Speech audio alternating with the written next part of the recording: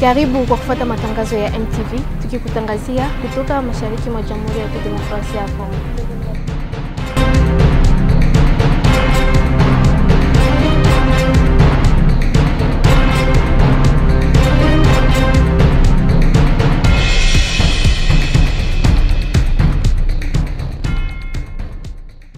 La Commission électorale nationale indépendante CENI, la secrétaire exécutive provinciale du Haut-Katanga, a échangé ce samedi 1er juillet 2023 avec les membres du cadre de la concertation composé des acteurs de la société civile, politique et des organisations féminines. L'objectif est d'expliquer le fonctionnement du bureau de réception et de traitement des candidatures, BRTC en sigle, ouvert depuis le 25 juin dernier. C'est ce qu'a expliqué ici Pascal Itemba, membre de la plénière de la CENI nationale. Il était indispensable que nous puissions échanger par les parties prenantes.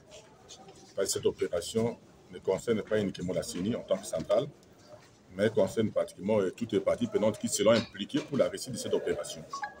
Raison pour laquelle nous avons jugé-t-il d'avoir une concertation avec les représentants des partis politiques, avec la société civile et avec toutes les personnes intéressées, pour que nous échangions autour de ce processus, pour que tout le monde ait la même matière, afin que ceux qui désireront s'engager demain puissent s'engager en connaissance de cause, en connaissance de la matière, pour que nous puissions espérer une réussite effective de cette opération.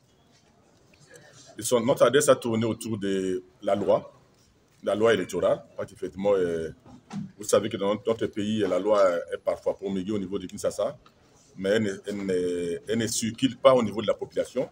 Et parfois, tout le monde n'a pas la même compréhension de la loi. Donc, que ce soit la loi électorale ou même la loi sur la répartition des sièges, c'est le contenu de cette loi-là que nous avons voulu partager avec nos frères au niveau de la ville de Lubumbashi, pour que tout le monde ait le même entendement et que tout le monde puisse s'impliquer dans cette opération en connaissance des causes et en connaissance de la loi. De la recevabilité à l'irrecevabilité d'une candidature.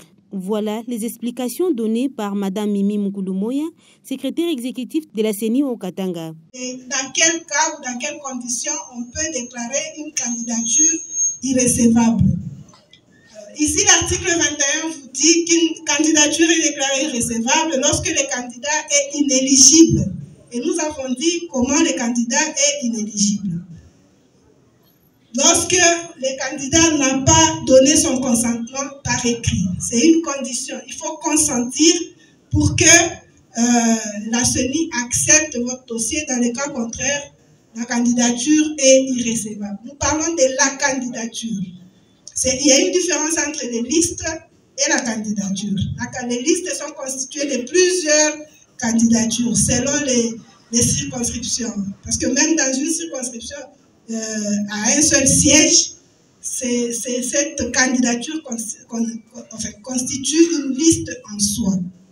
Madame Mimi Mukulumoya a encouragé les participants à retirer rapidement le formulaire et déposer leur dossier pour permettre le traitement aisé des candidatures des regroupements politiques. Ces assises se sont clôturées dans la salle de la mairie sous la satisfaction des participants. Depuis Lubumbashi, Ali Jeanne Joël, MTV.